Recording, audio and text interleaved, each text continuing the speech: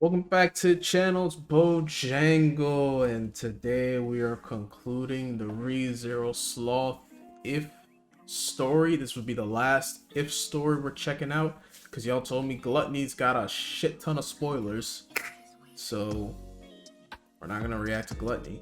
So we're gonna do part 3 and part 4 together, so it's gonna be a slightly longer video, but I felt like it's better just to do them together instead of keep spreading them out. Just be done with it and then move on.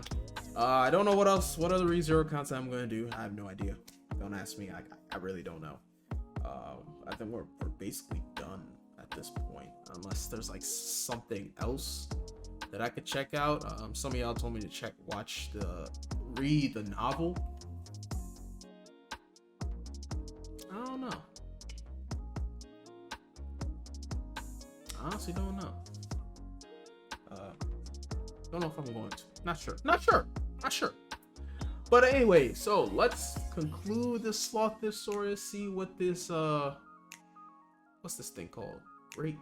This great spirit. Why this great spirit is tripping? Like what's going on here? And yeah, let's go from there. I mean, there's nothing more else to be said. So without further ado, let's get it going. Bojangles. Yeah, boy. Let's go.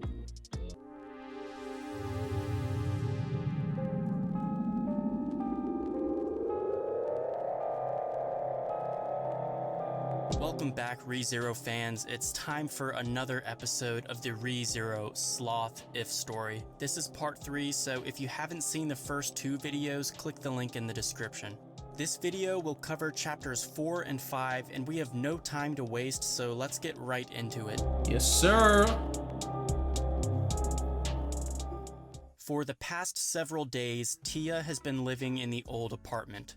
Hallible lives in the apartment to her right, and Subaru and Rem live in the apartment to her left. And by the way, the walls of these apartments are very thin, so sometimes at night, Tia will sit with a red face listening to the noises coming from the apartment to her left.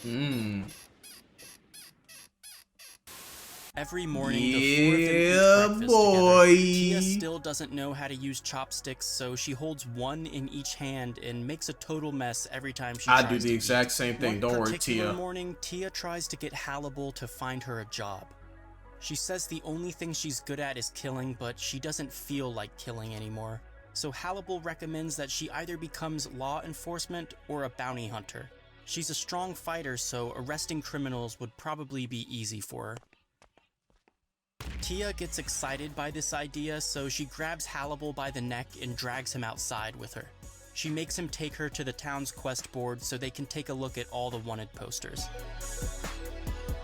Okay, she's a little weird. They end up tracking down a thief who tries to blow them up with magic stones, but Tia punches him in the face and ties him up. She even gets him to snitch on a bunch of other criminals in the town, resulting in a very successful first. Bruh, we got some Konosuba crossovers? I only recognize it because of the Kazuya character, but bro, now I kind of want to watch Konosuba. Yo, put in the comments if you want me to watch Konosuba, because I've only watched episode 1. I haven't watched anything else. Konosuba, maybe. Who knows? First day of bounty hunting. Later that evening, when Tia gets back to the apartment, she proudly displays her large bag of reward money and then tries to put her feet up on the dinner table, obviously resulting in a scolding from Rem. However, her eyes lit up when Rem presented her with a gift, a brand new wooden spoon. Ha! Finally, to she eat her didn't food. have to use those annoying chopsticks anymore. Tia smiled as she ate with her new spoon, and she appeared to enjoy Rem's food more than anyone else did. It was like she was some rare animal that had never experienced home-cooked meals before. After dinner, Hallible announces that he's gonna get drunk and then take a bath, when suddenly Rem says, "Let's go to the bathhouse." That's right. This is the hot spring episode of the Sloth if story. Wonderful. Wonderful.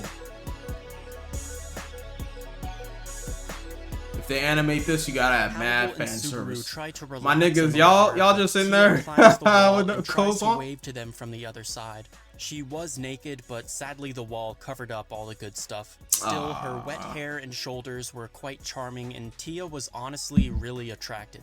But she was too innocent to understand the purpose of the wall, so she tries to climb over and jump into the men's bath.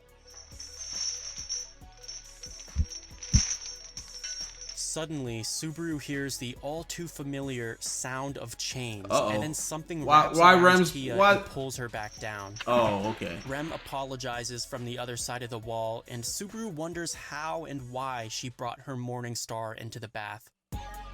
Don't ask those questions, bro. On their way back to the apartment, Subaru notices that Tia's been wearing a new bracelet. Apparently, Hannibal bought it for her as a gift. As the four of them walk together, Tia starts humming a song. The same song from last chapter, actually. Hannibal asks her what it's called, and Tia replies with the Die song. But other than that, it was a wonderful night, and everything was going well. No one's gonna ask the question why it's called the Die song. We just gonna gonna keep it moving. 6 Okay. months. All right. The days continued flowing by like water. The four friends kept visiting the bathhouse together, and Tia kept humming her song on the journey back home. Rem has been pregnant for 6 months, and they've been neighbors with Tia for 3 months without any problems. At first they were worried, but by now it was a completely stable life. By the way, Tia thinks pregnancies last for 12 months, but nobody even bothered correcting her. She had become an irreplaceable friend to them at this point. But the truth was, Tia still wanted her light ball back, and even though she hadn't spoken of it for months, it was still in the back of her mind. But Tia had actually made the town a much safer place by arresting all the criminals and hunting down all the mob beasts. The townspeople had started to appreciate Tia, and as a way of thanking her, a mountain of gifts were left inside Tia's apartment. Oh, Tia she's their new goddess. She saw everything. It was flowers, candy, kimonos, all sorts of stuff. This needs to be animated, low key. Later that night, the four friends had a big feast to celebrate Tia becoming a member of the town. After the feast was over, Tia fell asleep immediately. Apparently, one of her gifts was an expensive bottle of alcohol, and she drank it without knowing what it was. Rem grabbed a blanket to put over Tia so she wouldn't catch a cold. This man did all this Tia wakes up and grabs her. And this... Oh. Rem was the only one close enough to see Tia's face, so Hannibal and Subaru didn't notice, but Tia had been crying. "Give it back," she says. And before Rem could realize what was happening, the wind blew. Rem violently flew across the room and slammed into the wall. Tia's eyes looked like she was dreaming, and with tears pouring down her face, she mutters, "My body, where is it? Where did it go?" Whoa, what the fuck? Hannibal quickly realizes that Tia was a threat, so he dashes forward and hits her with enough force to cut through a tree, but Tia dodges it and shot back at him with wind magic. She's just bleeding on the floor like that. What the hell? Both of them fought for a while, but the apartment building was starting to collapse. Subaru grabs Rem and gets her out of the apartment. She was in terrible pain. Rem's body bent with an agonized look on her face as she held onto her stomach. Meanwhile, the destruction in the apartment continued. Wow, shit just went to 100. Subaru runs back inside and yells at both of them to stop fighting. Suddenly, the madness left Tia's eyes, and Hannibal put his weapons away. Tia looked around at her surroundings with a confused expression. "We need to take Rem to a healer right now," Subaru says. Hannibal picks her up and then jumps across the street, and Subaru hurries after him, leaving Tia behind, alone. Tia wanted to stop Subaru from leaving, but she didn't know what to say, so she just sat there cowering like a child. She extends her hand, but obviously couldn't reach him. Subaru was angry and afraid of Tia, but right now, all he cared about was his wife and child. Fortunately, the baby was alright, and Rem was able to recover too. Bam! After that night, just went to 100. Tia never returned to the apartment building.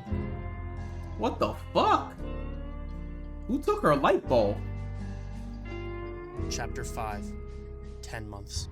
She's been gone for 4 months? The noisy, Crazy. fun life they had with Tia had met its end, and the next 3 months went by within the blink of an eye. Rem still loved Tia from the bottom of her heart, but even hearing her name gave Subaru an unpleasant feeling. He was still angry at her, and he definitely hadn't forgiven her. But regardless, Tia was no longer a part of their lives, and really neither was Hannibal. Ever since that night, Hannibal was committed to finding wherever Tia ran off to, so Rem and Subaru didn't see much of him anymore either. But they had bigger things to worry about. At this point, Rem's baby could be born at any moment. One morning, Subaru heads out to the market to get some groceries when suddenly he sees a flash of white that reminds him of Tia's hair.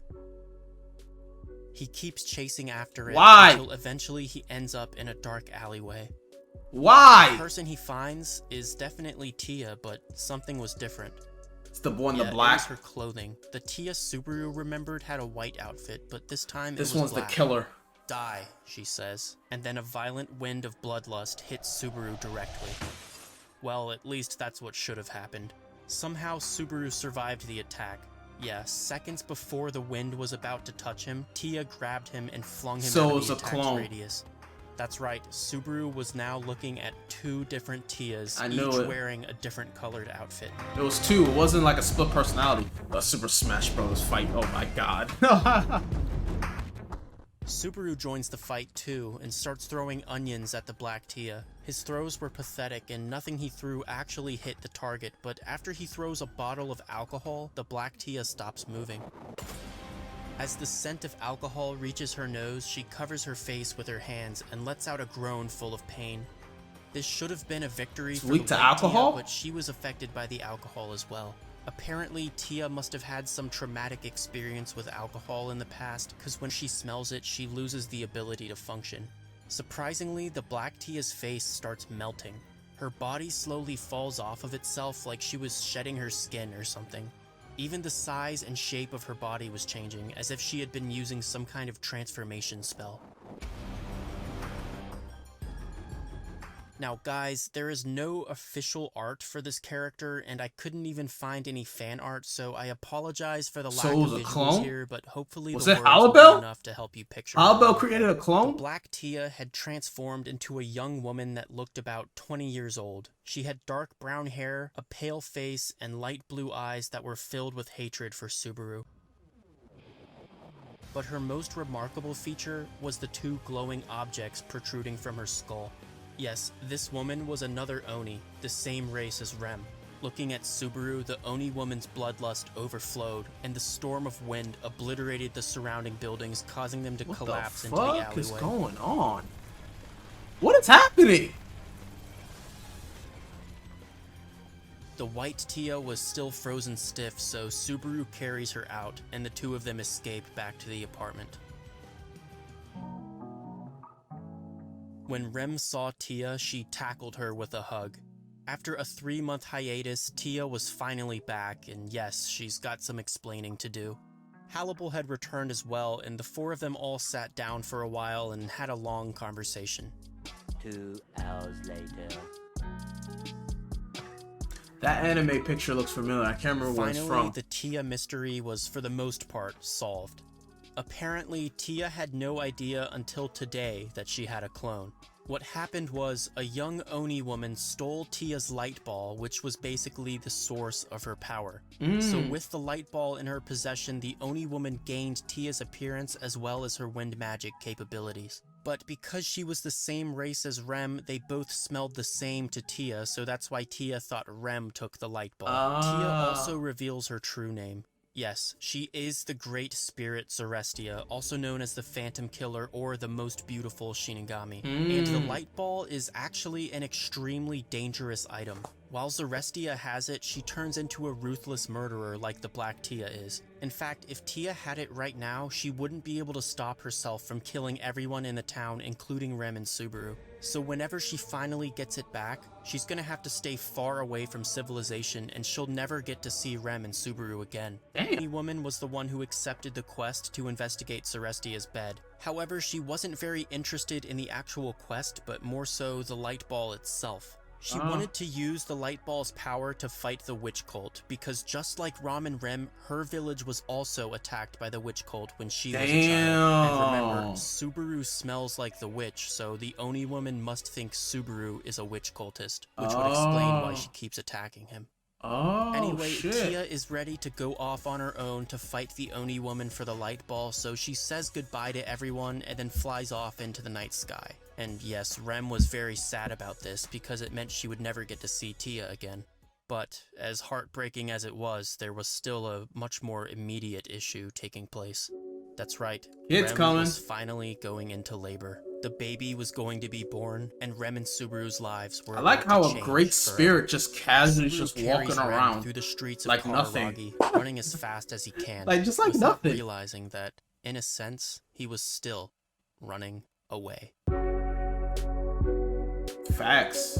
Now, the next chapter is an interlude called Death Anniversary. And guys, I want to ask you how you'd like me to handle it, because in the next chapter, there will be a very brief appearance of an Arc 5 or a Season 3 character. They only have like 2 lines of dialogue, and the chapter doesn't spoil anything other than this character's personality, so in my opinion, it's not a big deal at all. But I know some people are really sensitive about spoilers, so I thought I'd just ask you guys first. Should I include the spoilers to their maximum potential or just gloss over them? It's up to you guys, let me know. Anyway, these were both really good chapters. I know the story is supposed to be about Rem and Subaru, but I'm finding myself getting more and more attached to the new characters instead. I'm glad everything is finally starting to come together, and I'm looking forward to seeing this final battle between the two Tias. This next chapter though, honestly, after losing my family when I was younger, all I had left was myself. But despite my tragic past, I was still a high and proud woman of the Oni race. I now lived in a village full of demi-humans who had been rejected by society, yet for some reason, they accepted me. As time went on, I started making friends with them. I established a daily routine and eventually became satisfied with my ordinary, peaceful life. Finally, I was comfortable once again, and for that, I was glad. It was when I had thoughts like these that they all disappeared in a scene of flames. Which is called Pulled Up, like, yeah, I'm about to fuck it all up for you. Welcome back, everyone, to part 4 of the Rem If prequel. This is the final part of the series, and we will be covering the last 3 chapters, starting with the interlude, then chapter 6, and finally the epilogue. Last video, we learned that the Dark Tia is actually an Oni woman borrowing her appearance and her powers. This interlude is actually the Oni woman's backstory, and because she hasn't been named yet, I think I'm gonna read it from her perspective to make it easier to understand. Before I begin though, I have to warn you, there is a brief appearance of a character that will also appear in Arc 5, also known as Season 3. I will be using this character's official artwork, and I'm going to include all the details that this chapter provided. That being said, I still think anime-onlys can watch this without any problems, cause the spoilers are so minuscule that you probably wouldn't have even known you got spoiled if I didn't tell you. We don't even get the character. Like, here's the thing. Alright, so here's the thing. Which one was I reading? I think it was the Pride one. The Pride If story. People said I got spoiled on Regulus corny ass. His weakness, I think. I'm gonna be honest with you guys. I don't know what it is. It doesn't register in my brain. I read some of the comments beforehand, and I was looking at it, and they were like, "Oh, bro, you just got spoiled on what Regulus's weakness is," and I was literally sitting there going, like, "Did I?" Because I don't remember. And then I was like, "Okay, I'm just not gonna go back and watch it." And I didn't go back and watch it, by the way, because I don't feel like it. So I don't know what Regulus's weakness is, by the way. I don't know. So yeah, I didn't get spoiled. Hey. Character's name. If you still want to skip them though, check the description for timestamps. But without further ado, let's begin right where we left off.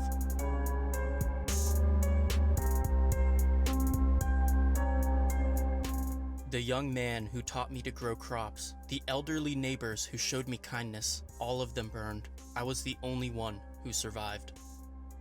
The hooded figures overpowered me and laughed as my body slowly burned in the fire.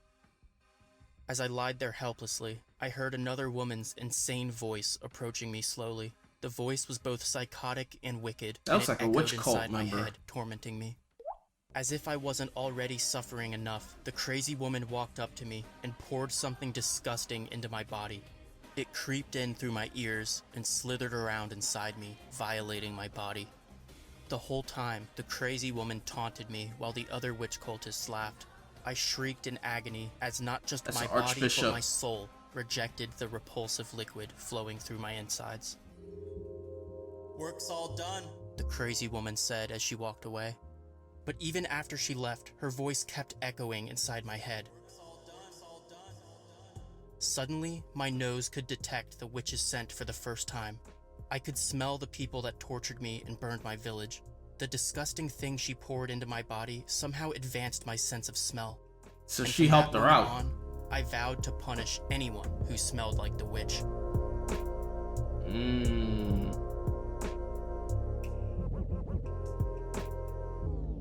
Using my party members' dead bodies as shields, I was able to get past the deadly wind surrounding Zarestia's bed.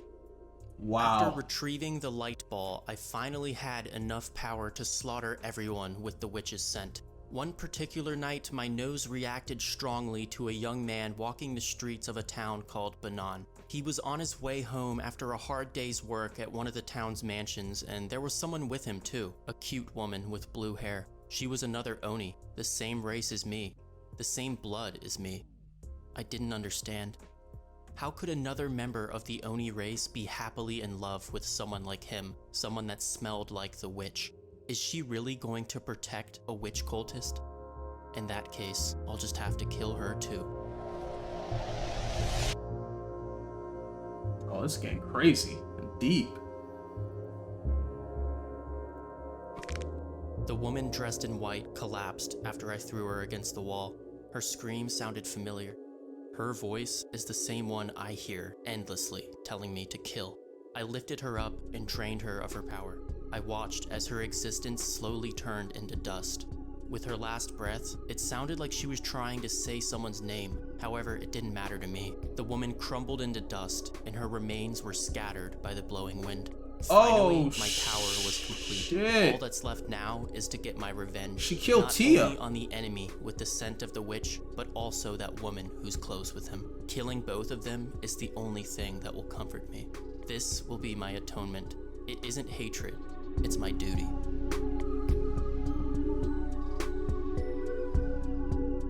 Damn. Rem was laying in bed at the clinic with Subaru at her side. The child would be born any second now, but Rem second guesses herself. She reflects on her past and admits that she was a bad child and a bad sister, so maybe she'll be a bad parent as well. Subaru tries his best to comfort her, but she asks him again if he regrets all of this. Subaru was quiet for a bit, but after a moment he rubbed his eyes and then spoke up. "No, Rem, that's not it.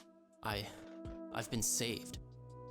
My entire life I've been running. You still I are. ran away from my parents. I ran away from reality. I even ran away from the promise I made. I threw away everything and ran away with you. But even after all that running, when I heard that we had a child, I was happy. And that's what saved me." Rem was speechless after Subaru finished talking. Her red face got even redder, and with tears in her eyes, she gave Subaru a slight smile and told him,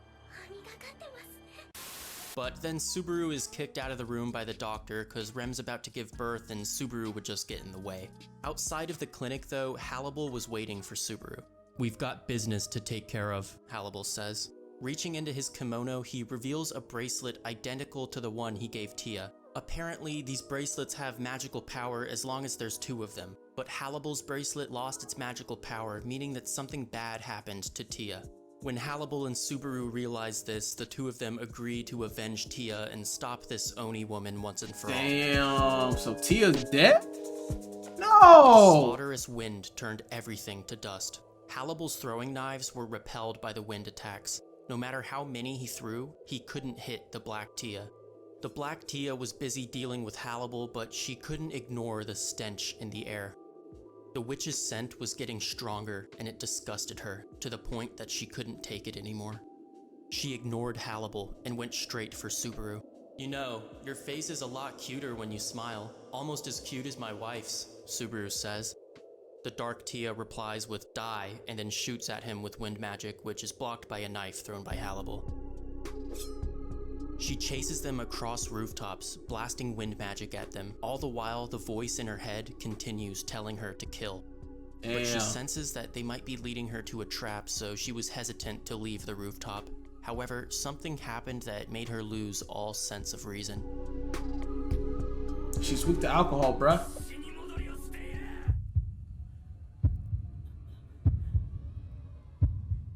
The witch's scent intensified, and the Dark Tia lost control. She jumps down and shoots a blast of wind at Subaru, and Hannibal launches him into the sky but wasn't able to avoid the attack himself. He apologizes to Subaru and then dies. What? Tia felt joy after confirming the kill and looked up at Subaru, her next target. The voice inside her head told her to tear his body limb from limb and then bring his remains to his wife to teach her a lesson. But while Subaru's flying through the air, he shouts, "Do it now!" And then suddenly something was thrown at the Black Tia from every direction. It was a bunch of wet pieces of cloth slowly flying towards her. She still had plenty of time to kill Subaru though, and without Hannibal, Subaru had no way of dodging the attack. But the voice inside the Dark Tia's head telling her to kill suddenly changed. "I don't want Rem to hate me," it said, and then the Black Tia froze. She couldn't move her hands or legs. She couldn't kill, and she couldn't dodge the wet pieces of cloth. They hit her and wrapped around her body over and over. She screamed as if her skull was breaking as the sharp scent of alcohol entered her nose. Right, he doused it with alcohol. And Hannibal's alive. That was one of his clones. Her body lost its form and started coming off as if it was ice melting. She lost all her power as well and was now nothing more than a regular Oni. "I'm sorry," Hannibal says, and sticks a knife through the center of her chest. It was over. Damn, they didn't even try to, like, reconcile with her? Remember, Hannibal is trained in the art of curses, and to apply a curse, you have to touch someone. Well, Hannibal infused some of his fur and nails into his weapons so that they can apply curses as well. This means that in Chapter 2, when Hannibal threw a knife into the woman's back, he applied a curse to her. 3 of the Hannibals throw knives at her, and she manages to block 2 of them, but the 3rd pierces through her thin back. So this whole time, she's actually been a lot weaker than she would have been if Hannibal didn't curse her during their first encounter. This really says a lot about how smart and powerful Hannibal really is, and also how powerful the Great Spirits are as well. Being able to operate this efficiently under the effects of a curse definitely implies tremendous power. Facts. Anyway, Subaru apologizes to the dying Oni woman. He tells her that he's not a witch cultist, he's a father, and that's why he had to kill her. Protecting his pregnant wife was his only concern. "I hate her," the Oni woman says. She was talking about Rem. Her eyes weren't looking at Subaru or anywhere in this world. They were looking at something that doesn't exist. It was the happiness she was supposed to have, the life that was stolen from her. Damn, All bro. she had now was hatred and jealousy towards Rem. No. She deserved to die. "What's your name?" Subaru says. The girl tried to talk but couldn't get the word out, but from what Subaru could hear, her name was Reese. As the light left her eyes, Subaru vowed to never forget her name, but her envy was something Subaru would never speak of again for the rest of his life. What about the light bulb? Subaru thanks Hannibal for going along with his plan. The whole town had helped out, actually. Tia was very popular, so the town was more than happy to help avenge her. The plan ended up being a success, as there were no victims other than the Oni woman, but that was unavoidable. Suddenly, a wind comes down across the garden, carrying a white figure to the ground. Yes, Tia was back.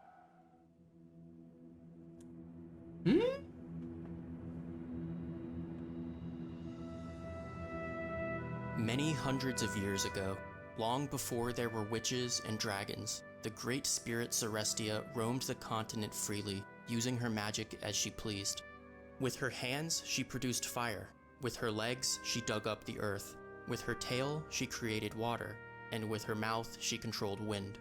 The Great Spirit had a friendly relationship with the people of the world. She would do favors for them, and they would offer her gifts in return. However, there was a time when the people asked her for fire. Just fire. But Celestia wanted to use wind magic as well, as wind magic was her symbol of freedom. So she gave the people both fire and wind, and the combination of the two resulted in the country burning to the ground. Celestia didn't understand why what she did was wrong, so the people turned against her. They invited her to a celebration and gave her alcohol to drink. She didn't understand what alcohol was, so she drank everything they gave her. And eventually she passed out, and that's when the angry citizens got their revenge. Oh. When Celestia woke up, she was missing all her limbs. Her arms, legs, and tail were gone, and with them, her ability to use fire, water, and earth magic disappeared as well. "My body, where is it? Give it back," she said. But the people wouldn't listen. Instead, they showered her with alcohol and set it on fire. What the fuck? But Celestia still had her head, her mouth, her fangs, and her wind. Not a single person survived. Celestia killed everyone she saw, even those who were innocent. When Celestia was happy, she wanted to kill. When she was sad, she wanted to kill. When she went to sleep, she wanted to kill, and when she woke up, she wanted to kill. It was the only way for her to feel free again. So she killed and wouldn't stop. The same people that formerly called her beautiful now called her a Shinigami. "I am Celestia, the most beautiful Shinigami." And Celestia was free. That's fucked.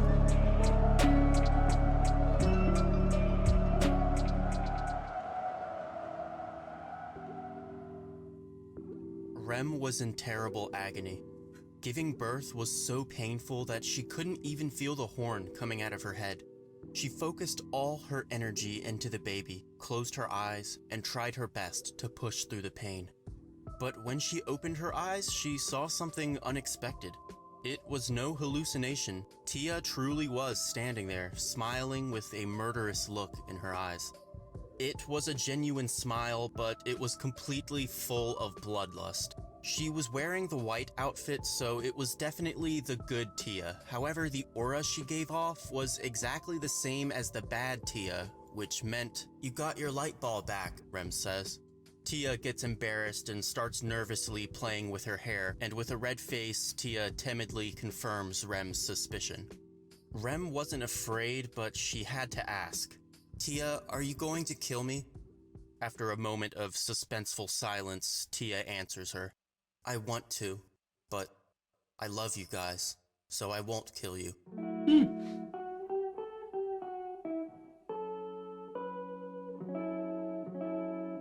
Subaru still wasn't allowed inside the clinic, so he sat outside with Hannibal, praying that everything goes alright.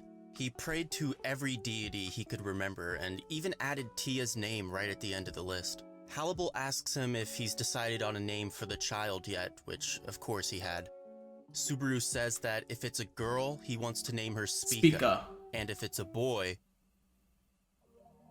Before he could finish, the clinic door opened and Rem walked outside. In her arms, she was holding her newborn son. What's the name? Rigel, it's time to go to school, said Rigel? Rem to the 6-year-old boy with light blue hair. Rigel was a sassy, energetic kid, just like his father. Except Rigel was also different from his father in a lot of ways. For one, he was able to produce a single horn from his forehead, which would gather mana and fill his body with strength, making him feel like he could do anything. But he avoided showing his horn around his mom because he knew she felt guilty that he was only born with one. Rem was actually pregnant again, and Rigel made it clear that he wanted the baby to be his little sister. For some reason, Rigel is a major cis-con, But anyway, on the way to school, Rigel runs into his uncle Hannibal, who's been secretly training him in the arts of this shinobi. Ooh. Obviously, Rem and Subaru have no idea that Hannibal's been doing this. The two of them chat for a while, and after Hannibal leaves, Rigel runs into a beautiful woman dressed in white. To his surprise, the woman addresses him by name and explains that she knows his parents. She offers him a bracelet as a gift, but Rigel turns it down. After all, Rem always told him not to accept things from strangers, so Rigel rejects the gift, and then Tia starts crying and threatens to kill him. Rigel wasn't afraid of her though, because somehow he could tell that she wasn't really going to hurt him. The woman introduces herself as Tia, and explains that she's basically part of his family, so he can trust her. The two of them start walking together, and Tia hums a song along the way. The same song from before. In fact, it might be the only song Tia knows. She literally, But that's literally all she knows. surprisingly, Rigel recognized the song. It was the same tune his mom would hum sometimes, and if he remembered correctly, she had always called it the Tia song. Well, I guess I'll just have to accept her as family then, Rigel thought to himself. Hey, let's get a Rigel backstory. Let's see how Rigel grows up.